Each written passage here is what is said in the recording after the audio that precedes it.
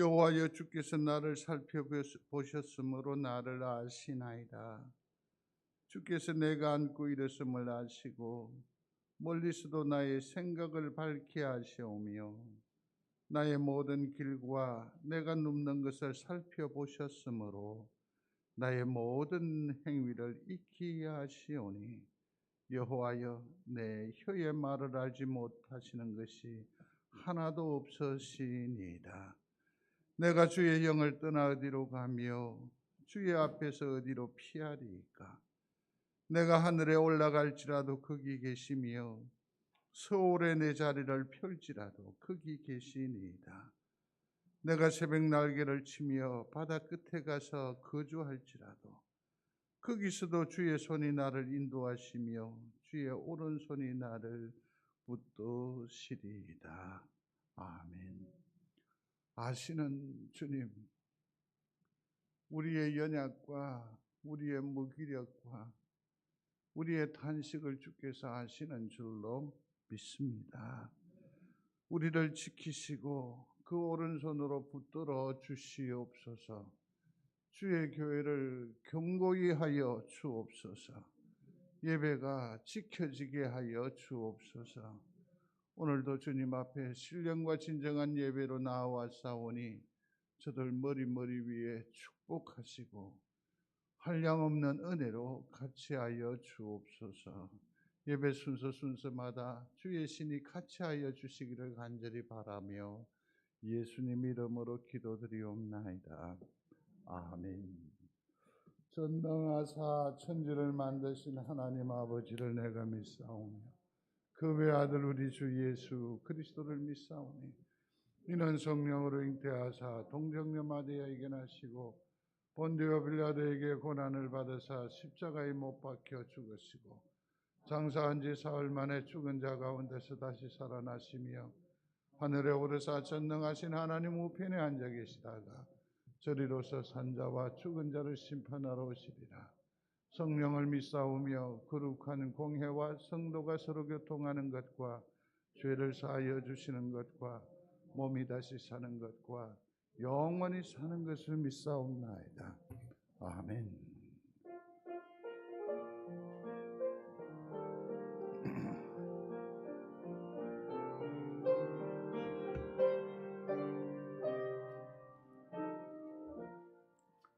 주 하나님 지으신 모든 세계 내 마음속에 그리워볼 때 하늘의 별 울려 퍼지고 주님의 권능 우주에 찾네. 주님의 높고 위대하심은 내 영혼이 찬양하네. 주님의 높고 위대하심은 내 영혼이 찬양하네. 숲속이나 험한 산 골짜기에서 지저귀는 저 새소리들과 고요하게 흐르는 시냇물은 주님의 솜씨 노래하도다. 주님의 높고 위대하심은 내 영혼이 찬양하네. 주님의 높고 위대하심은 내 영혼이 찬양하네. 주 하나님 독생자 아낌없이 우리를 위해 보내주셨네. 낙엽 속에 피 흘려 죽으신 주 내 모든 죄를 대속하셨네. 주님의 높고 위대하심은 내 영혼이 찬양하네. 주님의 높고 위대하심을 내 영혼이 찬양하네. 내 주 예수 세상에 다시 올 때 저 천국으로 날 인도하리. 나 겸손히 엎드려 경배하며 영원히 주를 찬양하리라. 주님의 높고 위대하심을 내 영혼이 찬양하네. 주님의 높고 위대하심을 내 영혼이 찬양하네.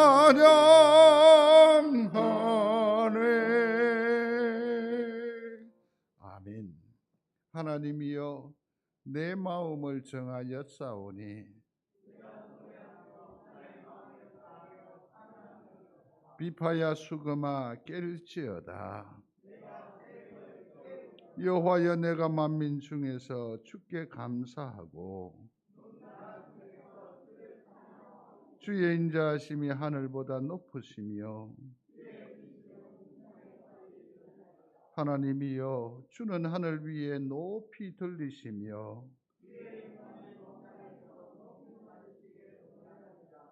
주께서 사랑하시는 자들을 건지시기 위하여 우리에게 응답하사 오른손으로 구원하소서. 아멘.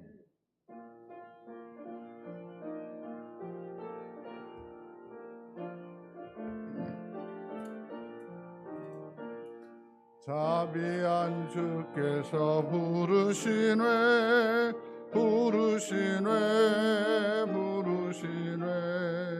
사랑의 햇빛을 왜 안 받고 점점 더 멀리 가나. 지금 오라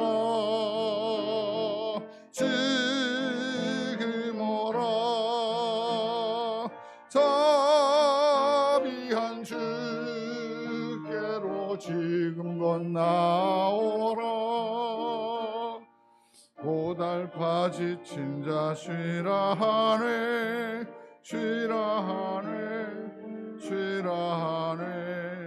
무거운 짐진 자 다 나오라. 쉬게 해주시리라. 지금 오라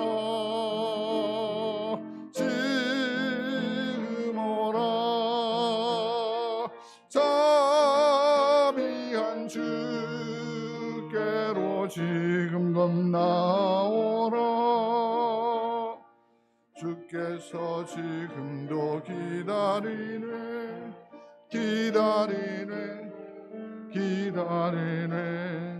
무심을 가지고 다 나오라. 어서 주 앞에 오라. 지금 오라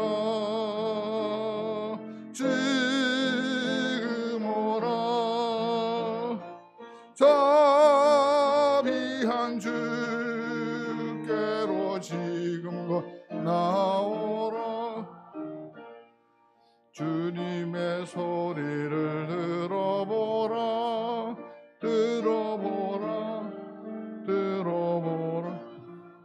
그 이름 믿는 자 복받으리. 어서 곧 일어나라. 지금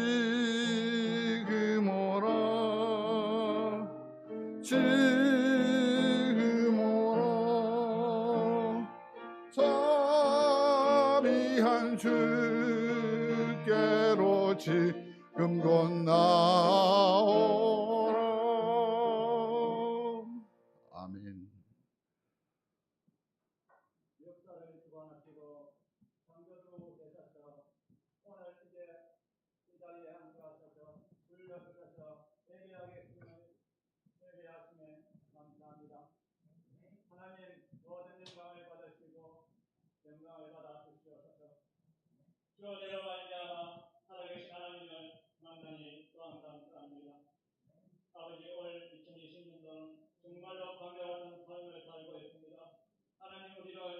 광야에서도 아버지여 하나님을 바라보며 십자가를 바라보며 하나님 안에서 자리를 얻으셨사오니 항상 주님의 은혜를 잊지 않게 하옵소서.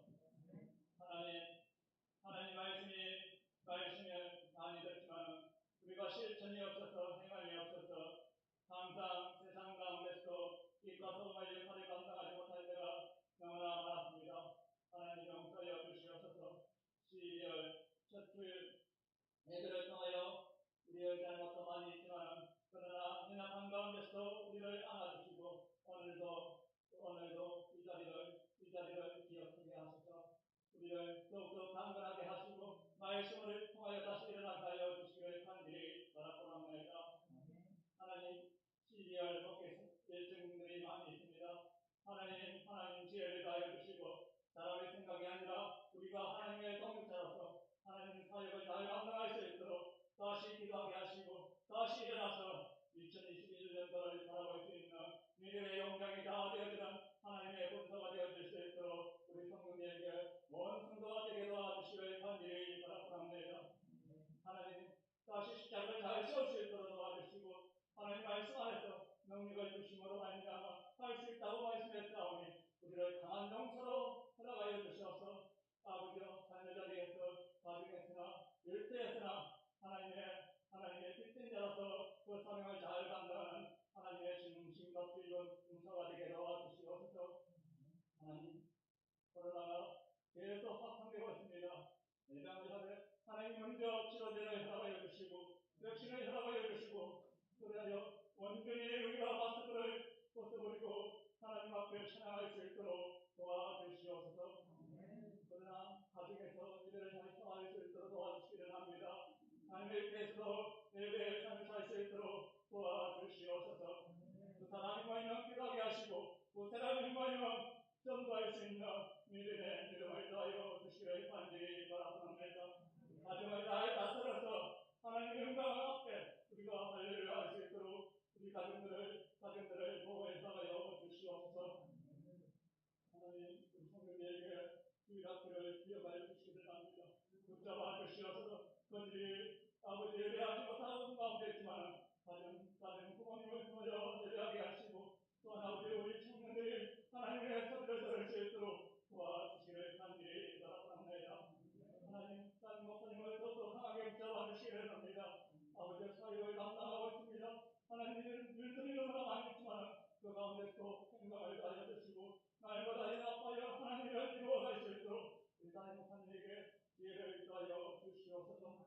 성대가 방어수비를 함께 해주시고 그 사역에 하나님의 영광을 나타낼 수 있도록 날마다 강하게 붙잡아 주시옵소서. 하나님 우리 집사들 정말로 기도하게 하시고 그런 사역을 잘 감당할 수 있도록 기도의 영광이 되어질 수 있도록 기도의 영광이가 되어질 수 있도록 참으로 하나님의 영광이 드러날 수 있는 하루하루가 아버지의 생각으로 그들에게 기도의 모습을 보여주시기를 간절히 바랍니다. 하나님 떠나십니다. 영실에 있습니다. 또한 아버지의 모든 사역 가운데서도 다 곳에 흩어져 있습니다. 그들을 잡아주셔서 항상 우리가 성전에 향하여 기도하는 마음으로 예배하는 마음으로 날마다 모일 수 있도록 그들에게도 긍정도 하시고 기도하여 주시기를 간절히 바라보며 예배를 받으시고 오늘도 찾아오셔서 우리의 목자가 되시고 성령에게 목자가 되어주시는 예수님 이름으로 기도하옵나이다.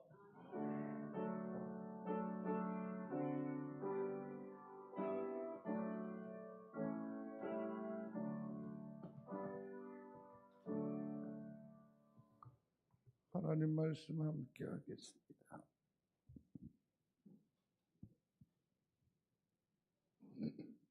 창세기 33장 17절로 20절 말씀입니다.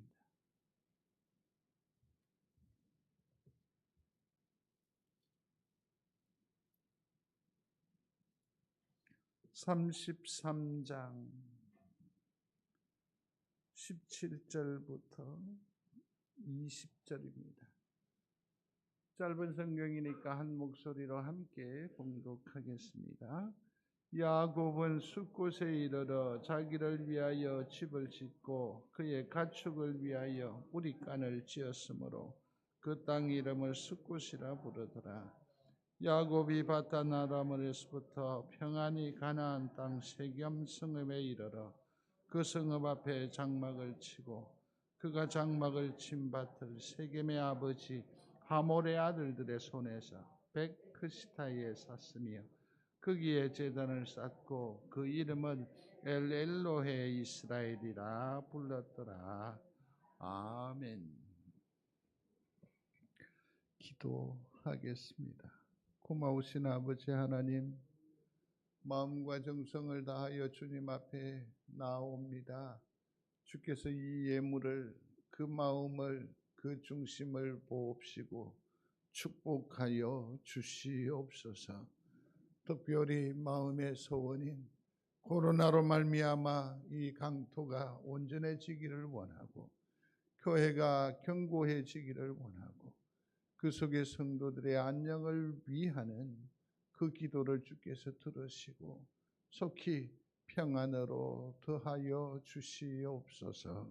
감사하고 예수님 이름으로 기도드리옵나이다. 아멘.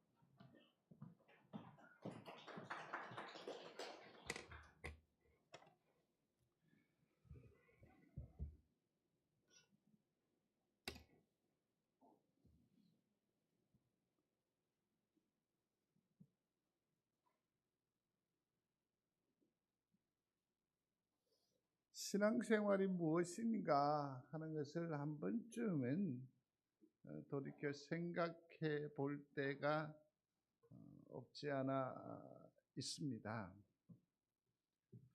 우리는 저마다 다 알지 않습니까? 신앙생활을 제대로 하고 있다. 그렇게 생각을 하고 있고 또 그것에 대한 엄청난 자부심을 가지고 있기도 하지요. 그렇습니다. 일반적으로 신앙생활하면 교회에 출석을 하고 또 예배 드리고 이력서를 쓸 때에 신상명세서의 종교란에 뭐랄까요, 기독교라고 이렇게 쓰면 우리는 종교인이라고 하는 그런 증거가 다 된 것으로 생각을 하기도 합니다. 어떤 사람은 종교란에 이렇게 표현을 했다고요. 불교를 좋아하는 천주교 신자, 그리고 또 뭐라 했어요? 사도님 목사. 도대체 이 사람은 이 종교가 뭘 것 같아요? 불교를 좋아하는 천주교도이며 사도니 목사다. 분명한 예수의 영접의 기회도 가지지를 못하고 예수님으로 말미암은 구원의 확신도 가지지 못하고 그저 스스로 예수 믿는 사람이라고 말하면 우리 속에 구원이 이루어지느냐라는 게지요. 성경을 전혀 읽지 않습니다. 하나님의 말씀이 선포되어질 때에도 주목하지 않습니다. 그럼에도 불구하고 내 신앙적 삶에 있어서는 하등의 문제의식을 갖지 않는 것이요. 과연 옳을까요? 구원받았다고 하는 사람들이 스스로 옳게 여기고 행하는 모든 것들이 다 하나님 앞에 합당한 일일까? 성경을 읽으면서도 성경이 주는 그 교훈보다는 자기의 필요에 따라서 이건 과연 바른 신앙의 모습이라고 할 수 없을 것입니다. 일정한 예배에 참석하고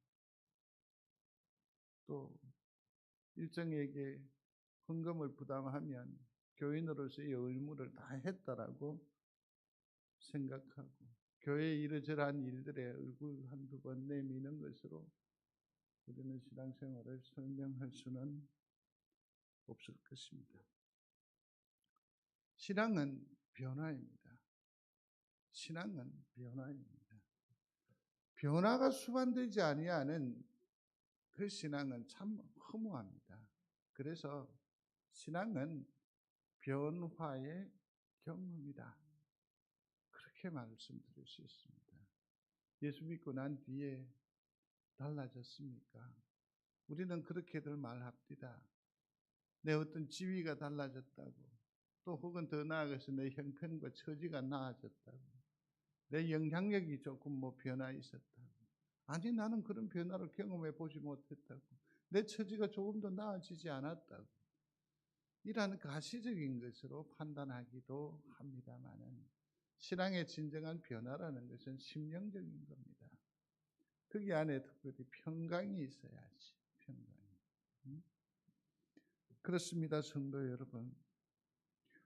내게 변화가 없다라고 한다면 그건 내 신앙에 있어 문제점이 있다라고 생각을 하시고 다시 한 번 더 점검해 볼 필요가 있습니다. 제 아주 가까운 치근거리에 있는 한 아이가 한 1년 좀 더 됐다고 해요. 성경 영어 공부하는 무슨 동아리, 무슨 공부방 이런 데 출입을 하면서 신천지에 빠져버렸다고. 그렇게 해서 그 엄마가 모든 생업을 중단을 하고 모처에 있는 신천지에 대한 그 상담 수련원이 있어서 아이와 함께 이제 가서 진단도 받고 치료를 또 그렇게 해서 그 분위기에서 벗어나려고 하는 그런 애씀의 소리를 참으로 가까운 사람에게서 들었습니다.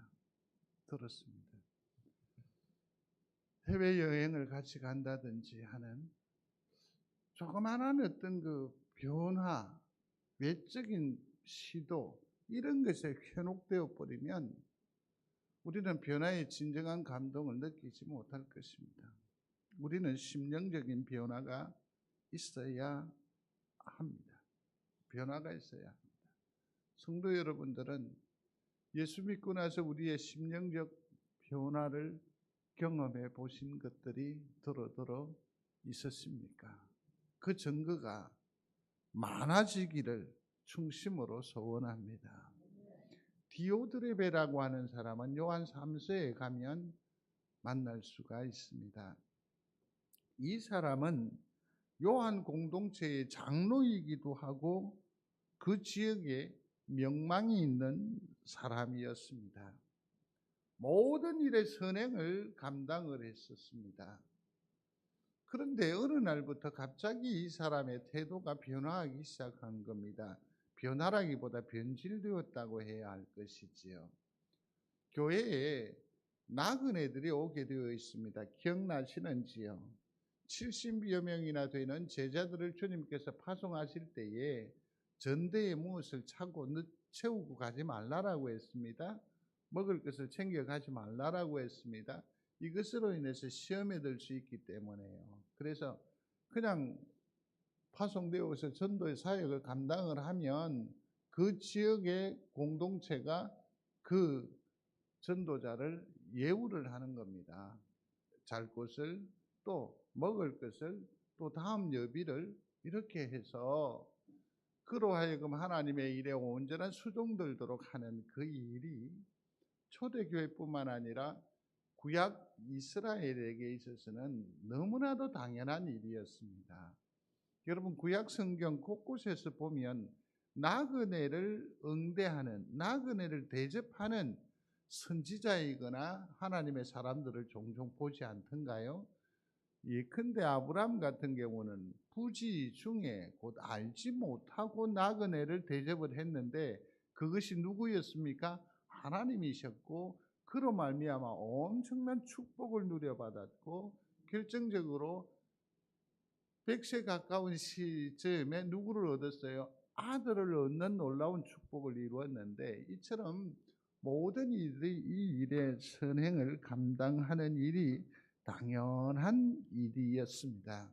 그런데 이 디오드레베라고 하는 사람이 갑자기 이 일을 멈춰버렸습니다.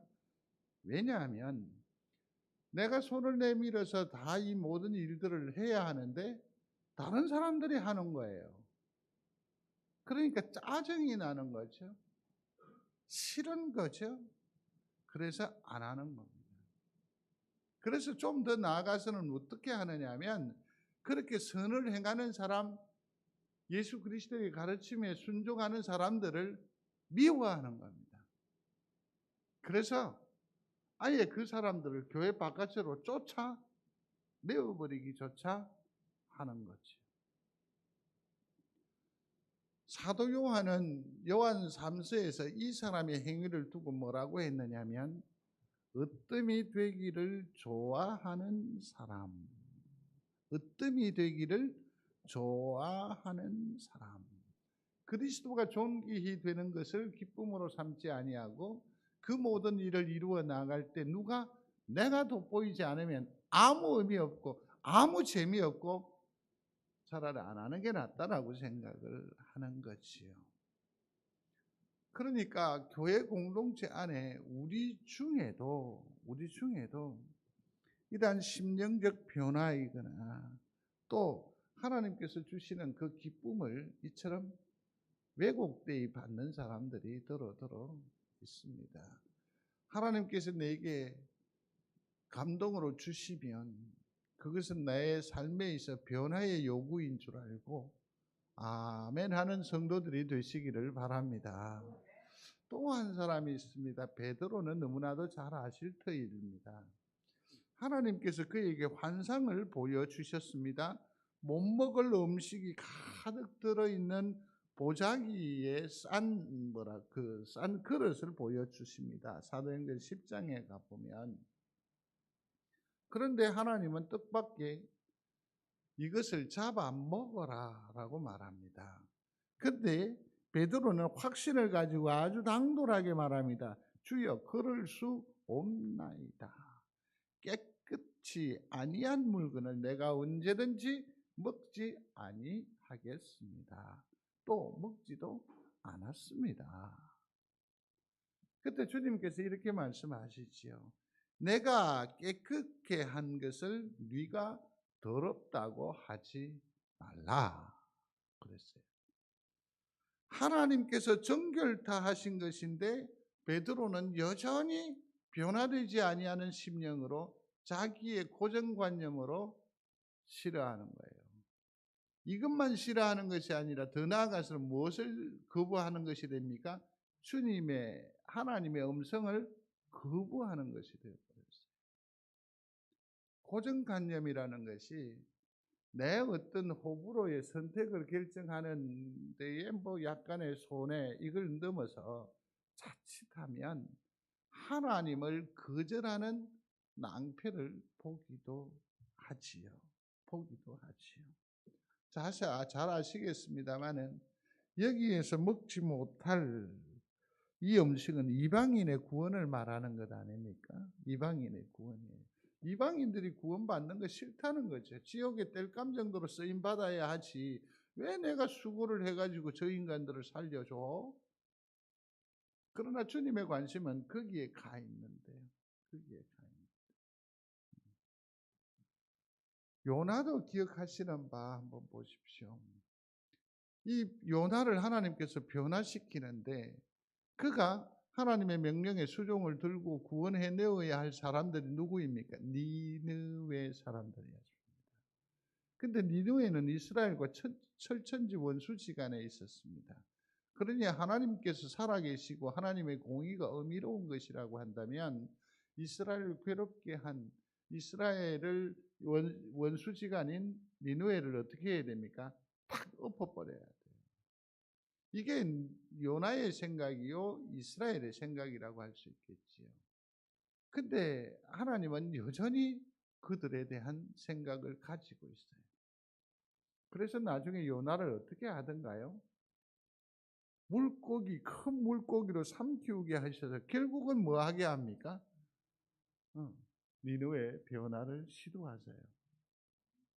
그렇습니다. 변화는 내 고정관념이거나 내 생각이거나 내 판단이거나 내 원리이거나 내 상식이 아니라 하나님의 마음으로 이동하는 것. 이것을 뭐라고 한다고요? 변화라고. 그래서 정말 참된 신앙생활이라고 하는 것은 무엇입니까? 하나님을 똑바로 쳐다보는 거죠. 뿐만 아니라 하나님의 말씀에 귀 기울이는 겁니다. 그리고 내게 주어진 이 생명, 이 삶이라고 하는 이 테두리 안에서 그 말씀을 그대로 순종하며 살아가는 최선의 삶이 바로 신앙생활이라고 할 수 있을 것입니다. 그러므로 성도 여러분, 변화를 두려워하지 마시기를 바랍니다. 주의 말씀이 내 귀에 들려올 때에 울림이 있을 때에 떨림이 있을 때에 두려워하지 마십시오. 싫어하지 마십시오. 회피하지 마십시오. 그 말씀은 하나님의 영광을 위한 하늘의 최소한의 우리들에게서의 요구인 줄로 믿으시기를 바랍니다. 이게 참 중요해요. 하나님의 말씀 얼마나 그게 이 가치 기준으로 이동을 딱 하게 되면 하나님께서 우리의 삶을 모든 것 다 주관해 주시는 줄로 믿고 여기에 내 몸을 맡기우는 우리 성도들이 되었으면 좋겠습니다.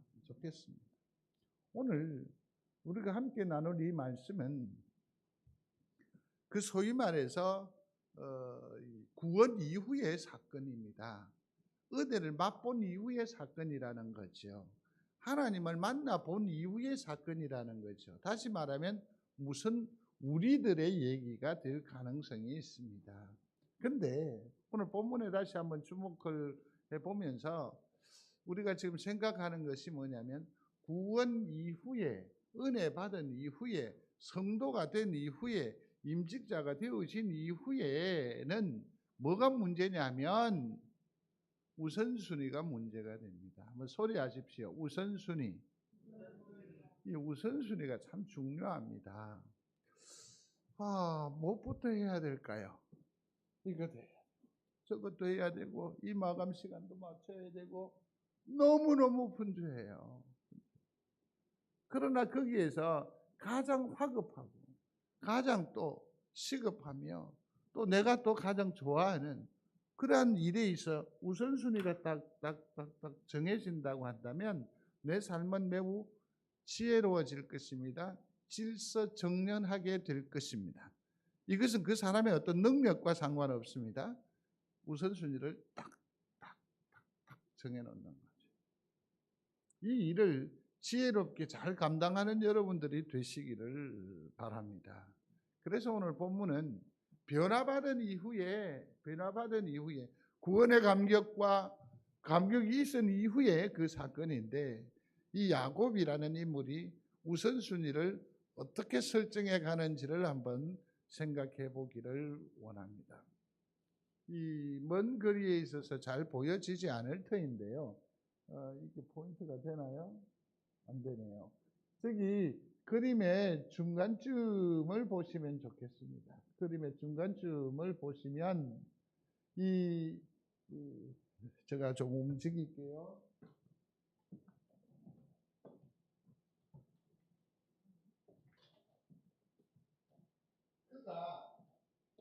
그가 그 중된 활동 무대가 여기에 있다가 어떻게 되느냐면 경계수를 피해서 도망을 하게 돼요. 그래서 베델에서 누구를 만나죠? 하나님을 만나요. 기억납니까? 돌베개를 하고 왔는데 하나님 어디에? 여기 계시구나. 그러니까 그럼에도 도피 생활이고 먼 길을 갈 수 있었던 것은 그곳에서 누구를 만났기 때문에 하나님을 만났기 때문에 하나님께서 보장해 주셨기 때문에 하나님께서 그의 걸음을 안내해 주시겠다고 약속하셨기 때문에 그는 베델을 떠나서 세겜을 떠나서 저기에 하란으로 삼천집으로 피하여 갑니다. 그렇게 해서 저기 하란에서 이제 다시 돌아오는데 어디로 왔느냐면 마하나임이라는 곳에 왔다가 지금은 분이에게서는 못하게 됐죠. 약복사 하나님과 뭐하게 됐죠? 실험하죠. 분이엘의 이름이 뭡니까? 하나님의 얼굴이라는 뜻이잖아요. 그러니까 이곳에서 마하나임이라는 이름의 뜻도 알겠습니까? 하나님의 군대. 그러니까 곳곳마다 하나님께서 함께 하시는 놀라운 축복을, 은혜를 누가 경험해요? 야곱이 경험을 했다는 것입니다. 그렇다고 한다면 야곱의 그 삶의 내용은 하나님 보시기에 합당함이 옳지 않을까요? 그래야 하지 않을까요? 한번 읽어보겠습니다. 신앙에 있어서 약속은 생명과도 같습니다. 이렇게 은혜를 베푸셨는데 이 놀라운 사건의 핵심은 뭐냐면, 소리하십시오. 약속이 있었습니다. 신앙에 있어서 약속은 무엇과도 같다? 생명과도 같다. 지난 한 주간에 한 분이 전화를 주셨어요. 목사님, 이번 주에는 무슨 일이 있어도 목사님 뵙겠습니다 그러더라고요. 예, 뵙기를 원합니다. 내가 농담으로 지달릴게요 그랬어요. 그러면서 같이 막 웃으면서 그랬어요. 그는 오늘도 바빠요. 그러니까는 이 신뢰를 못해요. 너무 바빠요. 그럴 때에는 목사님 다음에 그러세요. 여러분들은 목사님 평안하십니까? 예배가 그립습니다. 그까지만 하고 말아야 돼. 하겠습니다. 약속했으면 반드시 뭐 해야 돼? 지켜야 돼요. 히브리서 6장 17절 18절에 보면 하나님은 약속을 기업으로 받는 자들에게 그 뜻이 변치 아니함을 충분히 나타내시려고 그 일에 맹세로 보정하셨나니 이는 하나님이 거짓말을 하실 수 없는 두 가지 변치 못할 사실을 인하여 앞에 있는 소망을 얻으려고 피하여 가는 우리로 큰 안위를 받게 하려 하심이라. 아멘. 두 가지를 기억해야 돼요. 하나는 하나님의 약속은 절대로 변하지 아니한다. 믿으시면 아멘. 하나님은 거짓말 하시지 아니하신다. 믿습니까? 그렇다고 한다면 우리는 뭘 붙들어야 돼요? 그 약속을 붙들고 가면 돼요. 가면 돼요. 우리가 하나님께서도 거짓말 하실 수 있다라고 생각을 하거나 하나님의 생각이 변질될 거라고 생각을 한다면 지금 우리가 믿는 믿음은 너무나도 허망해요. 고린도전서 15장에서는 모든 사람 가운데 우리가 더욱 뭐가 된다고요? 불쌍한 자가 된다라고요. 요즘 시대에 사탄들이 우리를 유혹하는 것이 뭡니까? 새로움이에요. 새로움. 이 새로움이라는 것은 무엇을 말하는 겁니까? 앞번의 것을 파괴하는 거죠. 그래서 무슨 성경 공부니, 무슨 동아리니, 무슨 그러므로 구원 이후에 우리가 절대적으로 생각해야 할 것이 있습니다. 뭘 붙들라? 약속. 말씀을 붙드는 우리가 되어야 돼요. 말씀을 붙들어야 돼요. 창세기 28장에 있는 말씀인데요. 같이 한번 읽어보겠습니다. 나는 여호와니 너희 조부 아브라함의 하나님이요 이삭의 하나님이라. 너 누운 땅을 내가 너와 내 자손에게 주리라. 내 자손이 땅에 티끌같이 되어서 동서남북에 편만할지며 땅의 모든 족속이 너와 내 자손들을 인하여 복을 얻으리라. 내가 너와 함께 있어 내가 어디로 가든지 너를 지키며 너를 이끌어 이 땅으로 돌아오게 할지라. 내가 네게 허락한 것을 이루기까지 너를 떠나지 아니하리라. 아멘. 창세기 28장을 주목해 보십시오. 야곱이 매우 불안합니다. 초조합니다. 내일에 대한 어떤 소망도 없습니다. 근데 하나님께서 나타나셨단 말이에요. 그는 아브라함의 하나님이요 이삭의 하나님이라고 했단 말이에요. 지금 너가 누운 땅을 누구에게 준다고? 내게 준다. 내 자손에게 주겠다고. 믿으시면 아멘. 혈혈단신이에요. 내 자손이 땅에 티끌같이 되어서 동서남북에 편만할지며. 아멘. 하나님의 약속인데요. 내 자손으로 인하여 뭐 한다고요? 복을 얻는다. 네가 어디로 가든지 너를 지키며 너를 이끌어 이 땅으로 돌아오게 할지라. 내 처지가 아무리 칙칙하지만 돌아오게 해주신다고 하시잖아요. 그러면 그 약속을 믿으면, 그 약속을 붙들면 나는 길을 떠날 수 있어요, 없어요? 있어요. 마지막에 내가 네게 허락한 것을 이루기까지 너를 뭐하지 않겠다? 떠나지 않겠다. 누가 누구에게 한 말입니까? 하나님께서 야곱에게 한 말씀, 곧 약속이라는 거죠. 야곱이 뭐라고 대답합니까? 서원하여 이르되 하나님이 나와 함께 계시사 내가 가는 이 길에서 나를 지키시고 먹을 양식과 입을 옷을 주사 나로 평안히 돌아오게 하시오면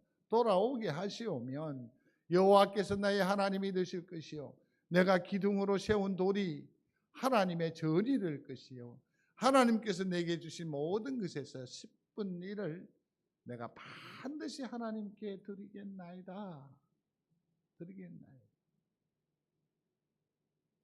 하나님께서 여타한 약속을 주시니까 그 역시 뭐합니까? 약속. 그렇다면 이 약속은 지켜야 돼요? 지키지 말아야 돼요? 지켜야 돼요. 참 아둔한 인생인 것 같아요. 하나님의 약속이 큽니까?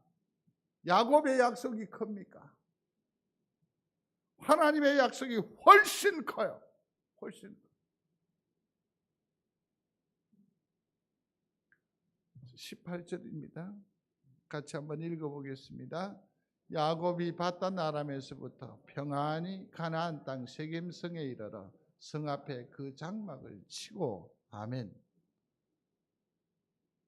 도망해서 어디로 갔어요? 하란으로 갔다가 다시 어디로 왔어요? 세겜 땅에 이르렀다라는 것 아닙니까?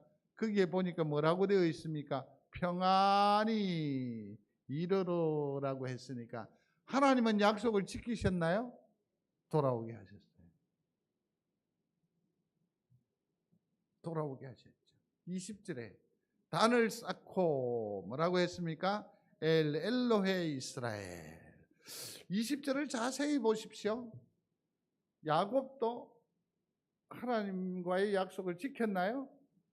제단을 쌓고 하나님, 이스라엘의 하나님, 더 나아가서 하나님, 나의 하나님, 그렇게 했으니까 어때요?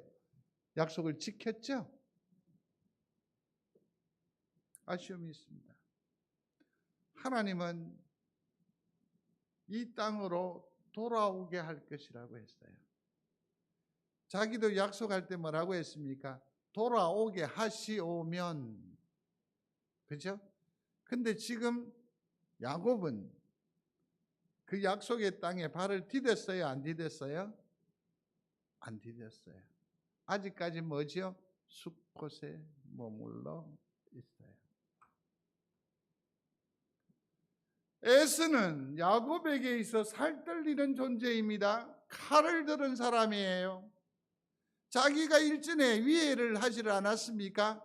장자의 축복권을 몰려 팥죽으로 탈취했잖아요. 그때 뭐라고 하던가요? 형 에서가 내가 야곱을 뭐 하리라? 죽이리라. 그래서 도망갔잖아요. 근데 그 형을 다시 만나야 돼. 만나야 돼. 밤잠을 이루지 못하지요? 대를 몇 대로 나누어요? 대를 이렇게 나누어요. 부인이 몇 명이 있지요? 4명이나 있잖아요. 근데 자세히 보시면 몸종들부터 앞쪽에 대를 하나 만들어요. 그 다음 때. 그리고서는 본지는 딱 뒤에 쳐져요. 형이 와서 첫 번째를 탁 치면 형한테 주는 뇌물로 생각하고 자기는 어떻게 하겠다? 잽싸게 빠지겠다는 거죠. 근데 하나님께서 에서의 마음을 완전히 녹이시지 않으셨습니까? 녹이셨어요. 그렇게 해서 서로 포옹합니다. 하나가 된 겁니다. 하나님께서 다 화해해 주셨어요. 그래 놓고서는 야곱은 어떻게 하던가요? 같이 고향 땅으로 가요, 안 가요? 안 가요. 따라가요. 왜 가요? 신뢰하지 못하니까. 성도 여러분, 인간관계에 있어서 신뢰하지 못하면 이 야곱처럼 이렇게 삽니다. 이렇게 삽니다. 참 피곤하게 살죠. 피곤하게 살죠. 그는 약속을 다 지킨 듯 하지만 실질적으로 그 발은 불순종의 자리에 그대로 머물러 있습니다. 적당한 행위이지. 성도 여러분, 기억하시길 바랍니다. 약속은 곧 생명이다. 이를 믿는 여러분들이 되시기를 바랍니다. 창세기 31장을 보면 여호와께서 야곱에게 이르시되 내 조상 땅 내 족속에게로 돌아가라. 내가 너와 함께 있으리라. 돌아가라 했어요. 31장입니다. 돌아가라. 그리고 이제 오늘 본문을 보셔야 됩니다. 본문 13절 한번 보시겠습니까? 같이 13절 찾으셨습니까? 같이 읽겠습니다. 야곱이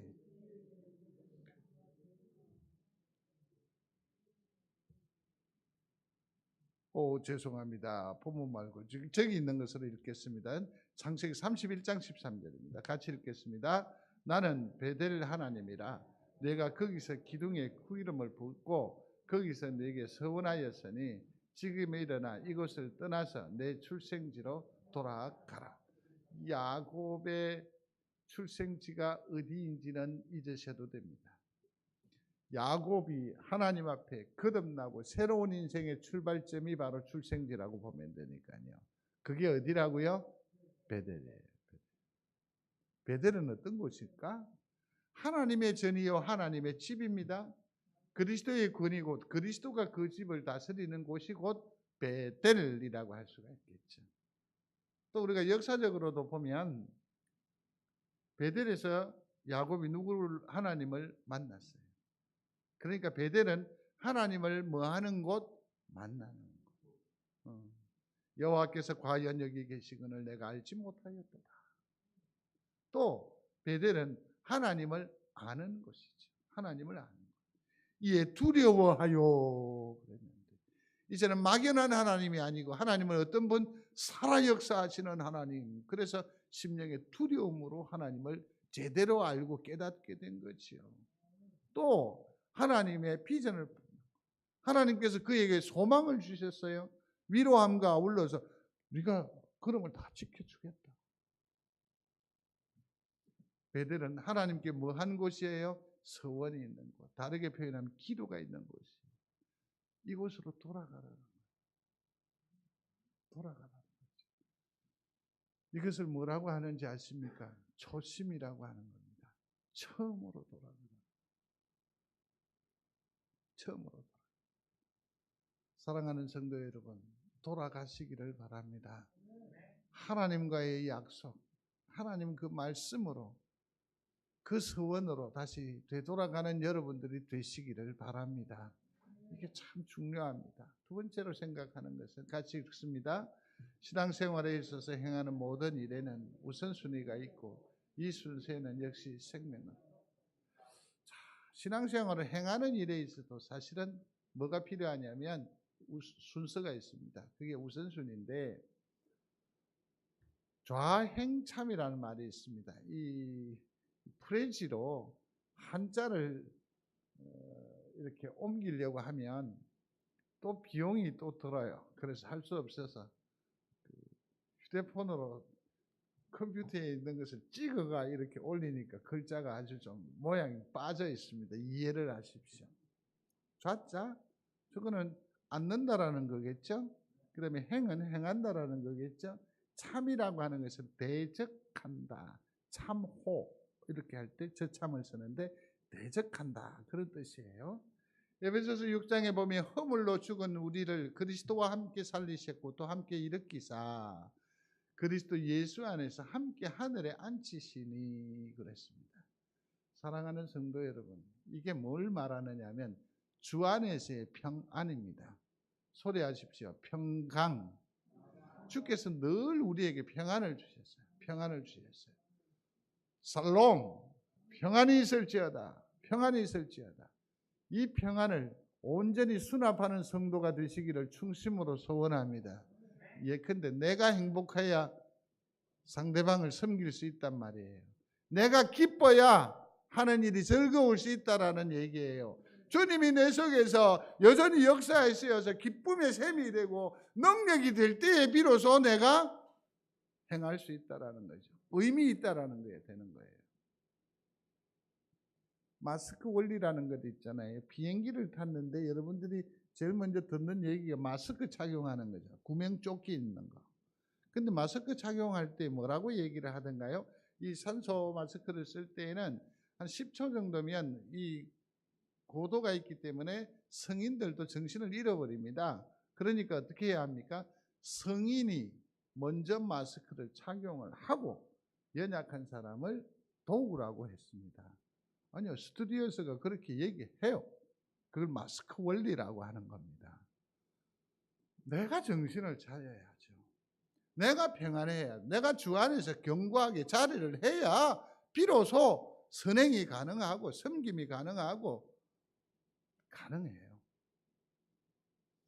내가 너희가 부르심을 입은 부름에 합당하게 행하여. 이게 행함이 가능해요. 그 다음에 더 나아가서는 뭡니까? 마귀를 뭐 할 수 있다? 대적할 수 있단 말이에요.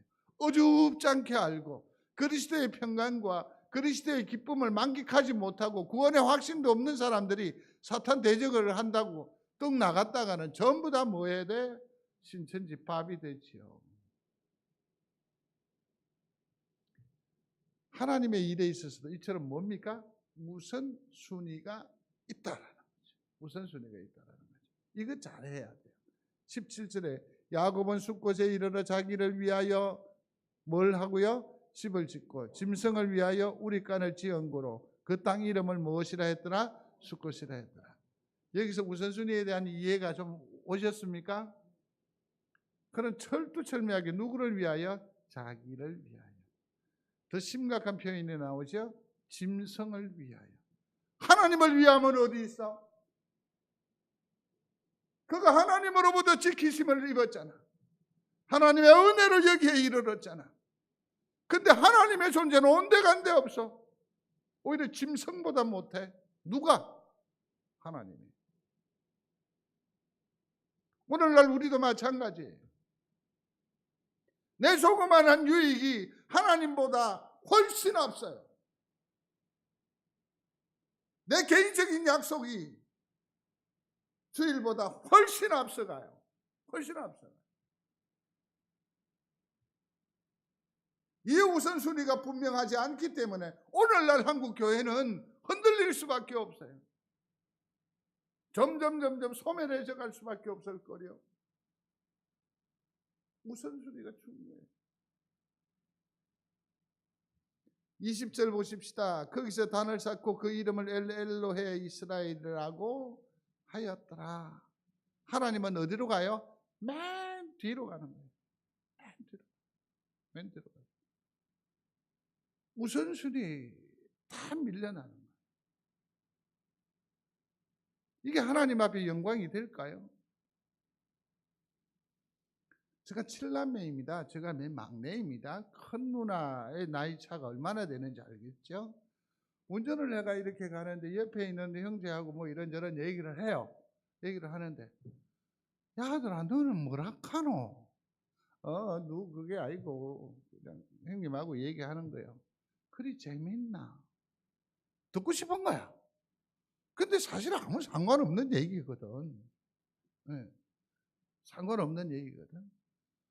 근데 거기서 생각을 했어요. 아, 소리를 좀 더 키워야겠다고 생각을 한 거죠.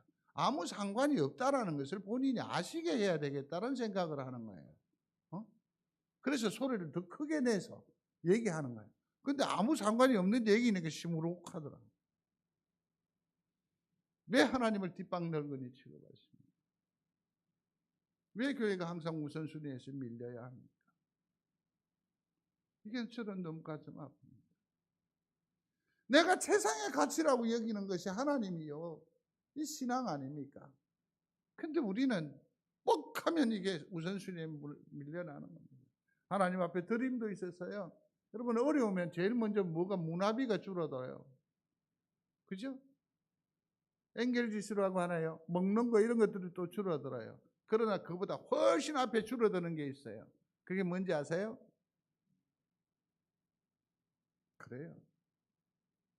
다 줄어요. 우선순위가 저 뒤로 가요. 성도 여러분들은 하나님이 여러분들의 삶에 있어 우선순위에 몇 번째입니까? 몇 번째인지 한번 점검해 볼 필요가 있습니다. 아무리 엘로헤 이스라엘이라고 할는지 모르겠지만 이 우선순위가 밀려나면 참 심각한 문제를 보게 됩니다. 1600년이죠. 1630년 700여 명의 그 메이플라워로 청교도들이 이제 미 대륙으로 들어오게 되지를 않습니까? 청교도입니다. 청교도.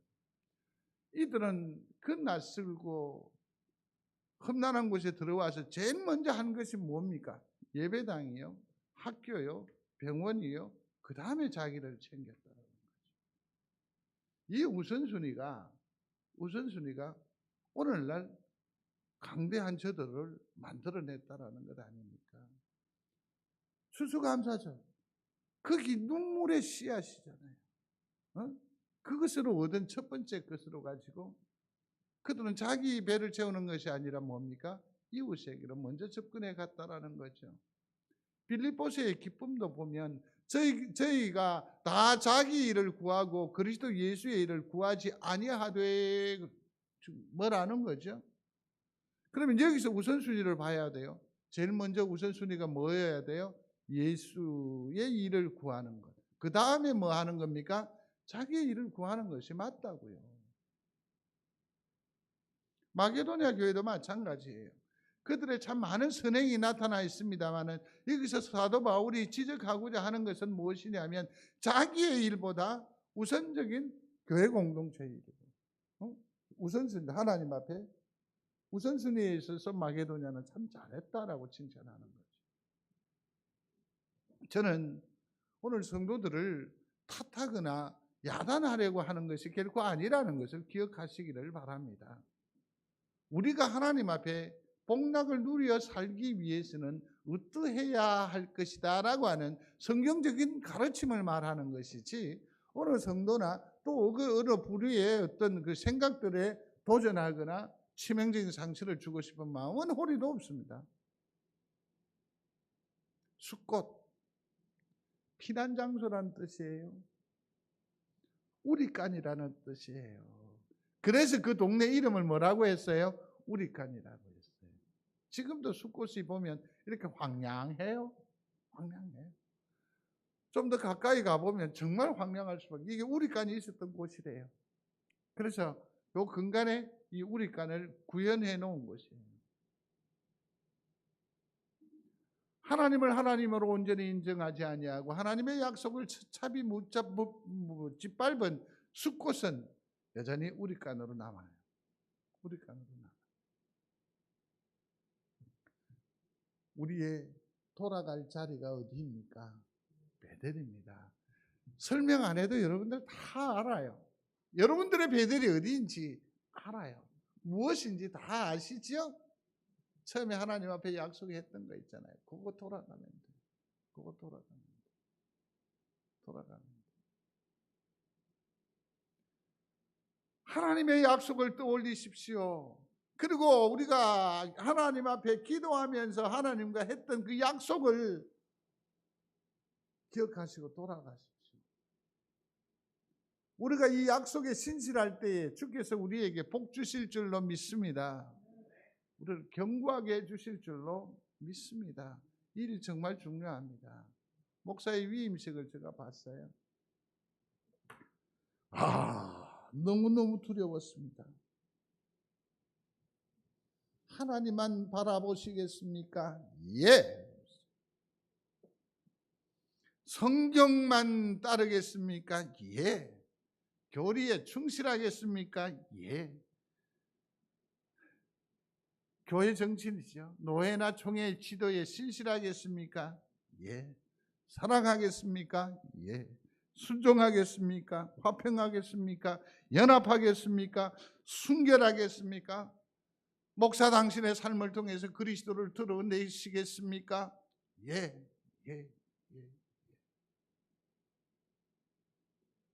저는 이 서약을 읽으면서 약속 파괴자다.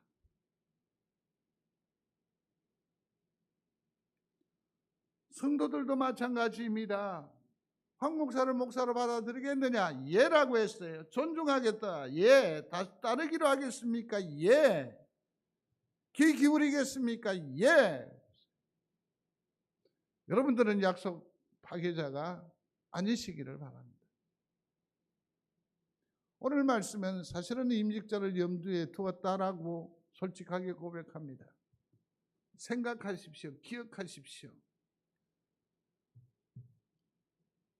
성경은 하나님의 말씀이요 또한 신앙과 행위에 대한 정확무오한 유일한 법칙으로 믿습니까?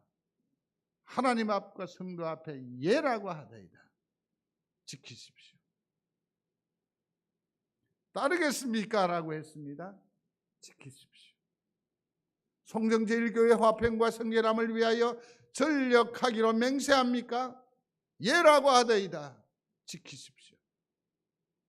이게 성도로서, 직분자로서 하나님 앞에 복을 받는 첩경이 된다는 것을 반드시 기억하시기를 바랍니다. 성도들도 마찬가지입니다. 그냥 여러분 행사로 진행했습니까? 송정제일교회 성도들이요, 김영현 씨를 송정제일교회 장로로 청년 아니에요. 김 장로님을 설명을 하면서 그러지 마세요, 제발. 알라 때부터 봤다고. 뭐 선생님이었다고, 오빠였다고. 그러지 마십시오. 그는 주께서 세우신 장로님이십니다. 존중하십시오. 존중하십시오. 강규동, 황성규, 김동관 씨를 시무집사로 그랬습니다. 네 하는 거 보고 나중에 장로 내 뽑아줄 기다. 그런 생각하지 마십시오. 하나님은 그 필요에 따라서 그 사람을 세우셨습니다. 자기들이 선택한 일이 아니라고요. 하나님께서 선택하셨고 성도들이 선택하셨어요.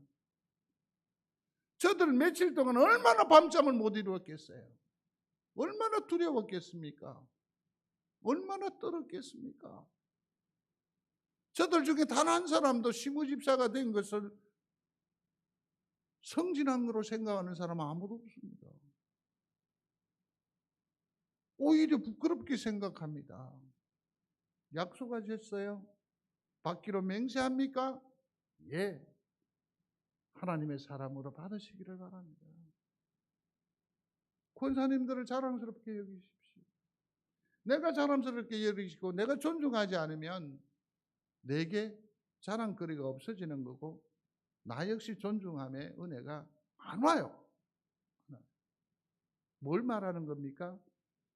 약속에 승리하는 성도가 되시기를 바랍니다. 정말 중요해요. 정말 중요해요. 우선순위 말씀을 정리합니다. 하나님이 가장 절대적인 보배로운 최상의 가치라는 것을 먼저 심령에 새겨 사시기를 바랍니다. 그래서 모든 일에 있어 가장 우선순위는 누구여야 한다? 하나님.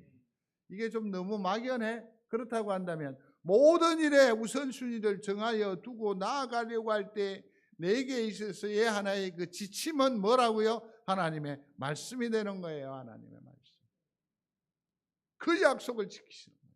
그 약속을 지키시는 거예요.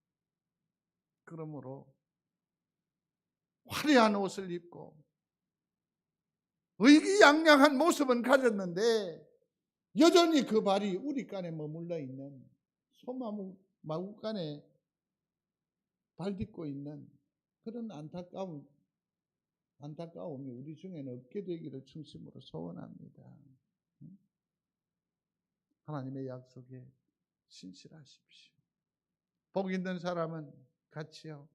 복 있는 사람은 악인의 길을 따르지 아니하며 죄인의 길에 서지 아니하며 오만한 자의 자리에 앉지 아니하고 오직 여호와의 율법을 즐거워하여 그의 율법을 주야로 묵상하는도다.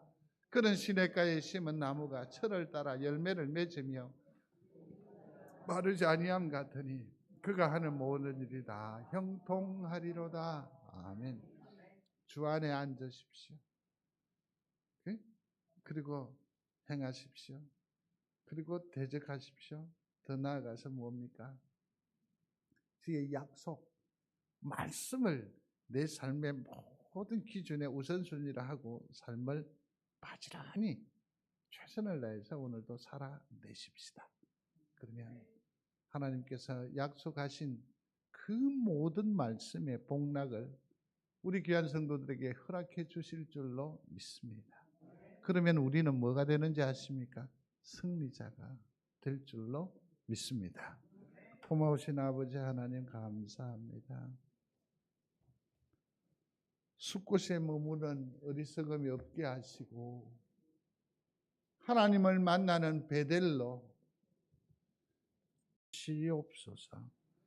그래서 주께서 우리에게 약속하신 그 언약의 복락을 마음껏 누리며 사는 믿음의 사람들 되게 하여 주옵소서. 예수님 이름으로 기도드리옵나이다. 아멘.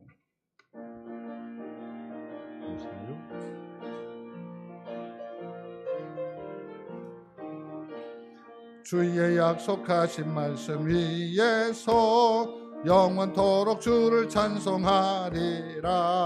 소리 높여 주께 영광 돌리며 약속 믿고 굳게 소리로 굳게 소리 영원하신 말씀이야 굳게 소리 굳게 소리 그 말씀이야 굳게 소리로 주님 약속하신 말씀 위에서 세상 염려 내게 옴섭할 때에 민감하게 힘써 싸워 이기며 약속 믿고 굳게 소리로 굳게 소리 영원하신 말씀이야 굳게 소리 굳게 소리 그 말씀이야 굳게 소리라.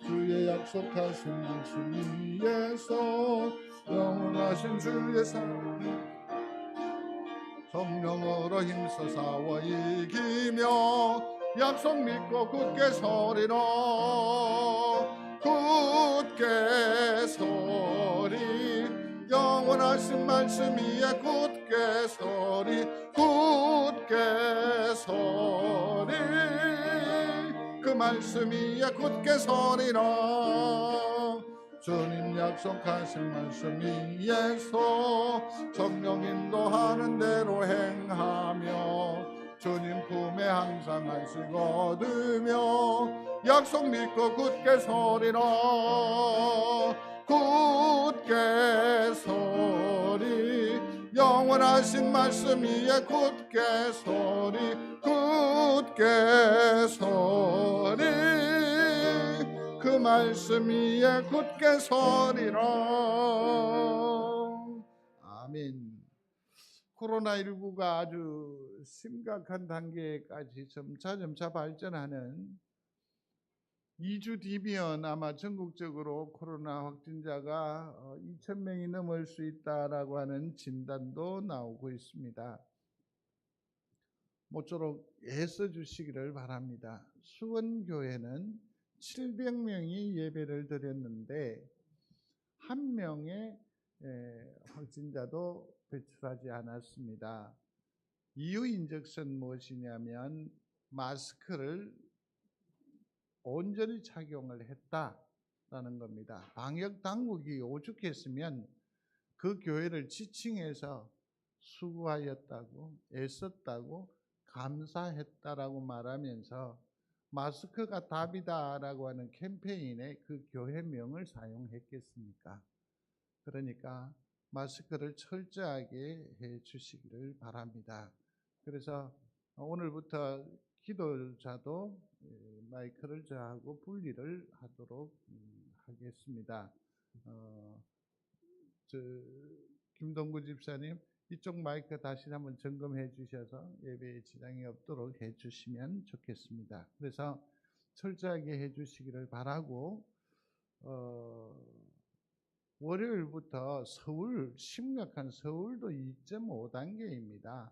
그렇기 때문에 부산은 아직까지 2단계고 준하는 것은 수능생들 때문에 고위험군에 한해서 적용되었던 조치였습니다. 그래서 오늘까지 이 부분에 아마 적용이 될 겁니다. 그리고 서울도 3단계가 아닌 2.5단계로 이제 한번 생각을 한다라는 것이 아직까지 발표는 확정되지 않은 상태에 있습니다. 제가 뭘 말씀을 드리려고 하느냐 하면 모든 성도들이 조심해 주셔야 합니다. 정말 조심해 주셔야 되고, 두 번째로 교회의 예배의 방향에 대해서 말씀을 드리겠습니다. 지금 송정제일교회는 모든 수요 예배나 또 새벽 기도까지 내려놓은 상태에 있습니다. 오후 예배까지 내려놓았습니다. 목사는 늘 하나님 앞에도 민망할 뿐만 아니라 성도들에게도 죄송한 마음 그지없습니다. 처음에는 여러 가지 오해도 받기도 하고 또 도전도 있었습니다. 그러나 지금은 한 가지는 서운하고 한 가지는 염려하는 마음이 있습니다. 하나는 뭐냐면 예배에 대한 욕구가 전혀 없다라는 겁니다. 그래서 서운한 거죠.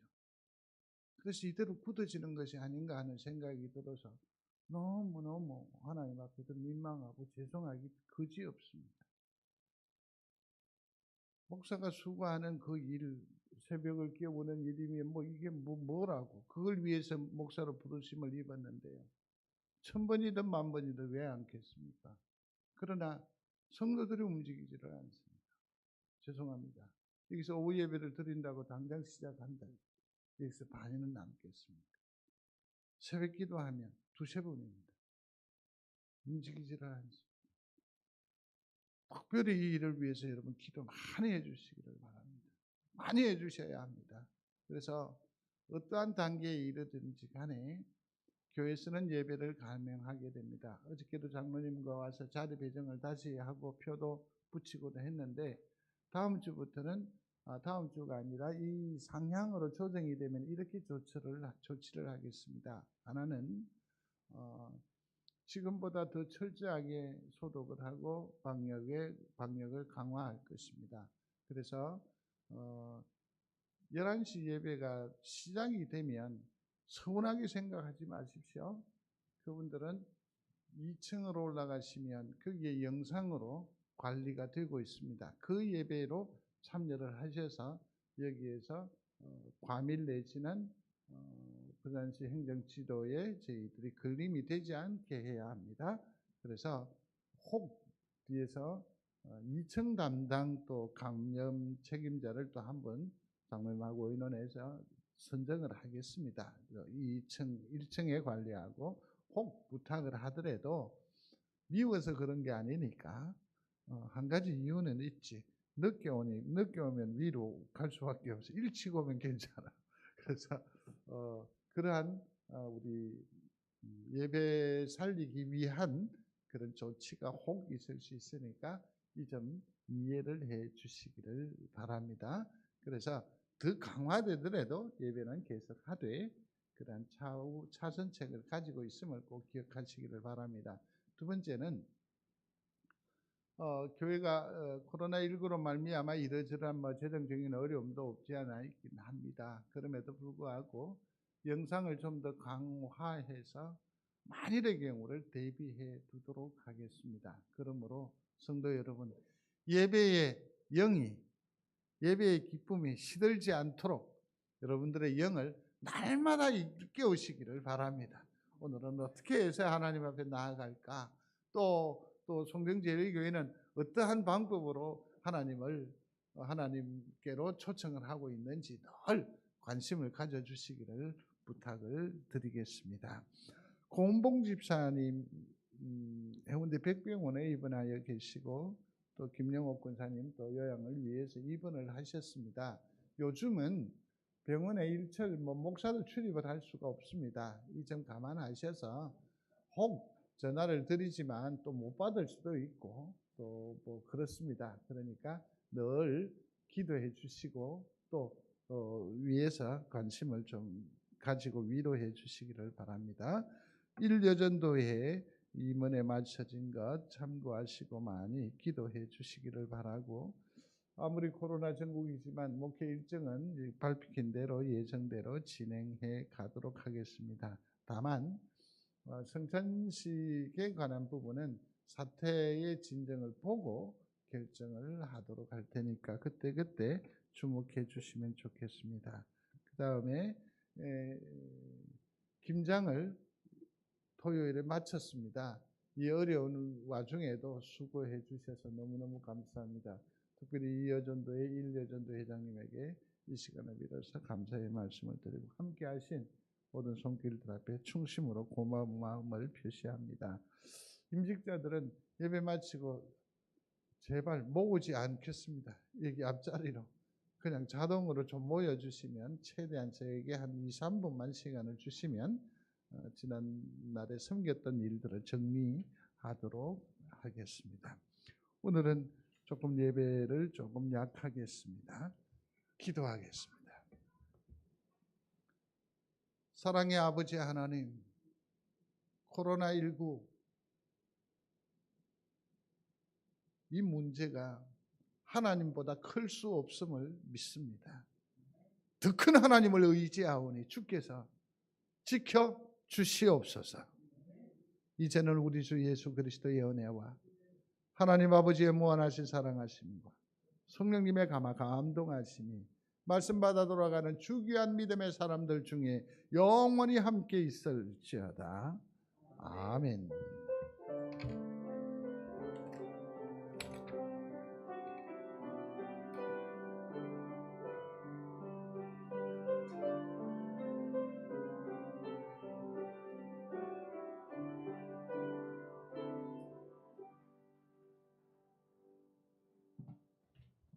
오늘은 좀 약식으로 해서 축도를 먼저 했습니다.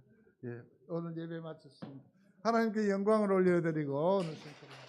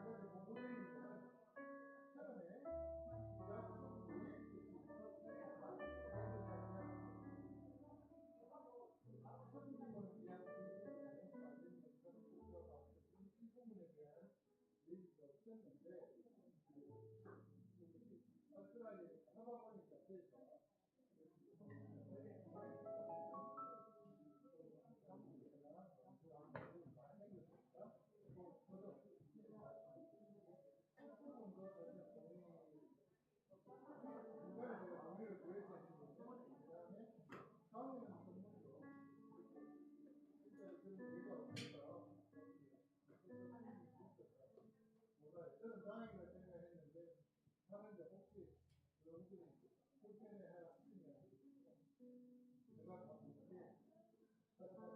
또 다른 하시는 질문 주십시오.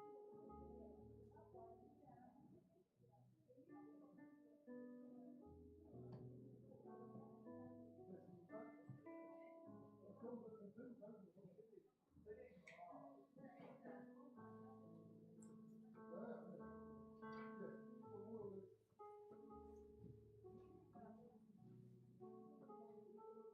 순서리 같은 경우는 거기서 제가 직접 넘어와서 왜 센터를 했는데 그게 디자인이에요.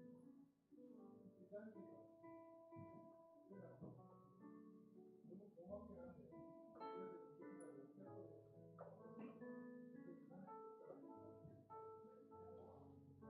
질문 용돈을 없다라고 했으니까 제가 이제 어떻게 보면 14,000원이 되면 이걸 조절을 해야 됩니다. 조절을 그리고 우리가 출력을 해가지고 최소 이런 것들이라도 시간에 8,000원 뭐 출자를 해가지고 아니면 너무 큰 것들이 들어놓으면 찍으면 좋은데 아무리 찍으니까 그래서 그 교회 스타일이에요. 뭐 사이언스 해가지고 하는 그런 되겠습니까? 그런 방법이 자, 그 필요 없는 거 있는데 꼭 필요해.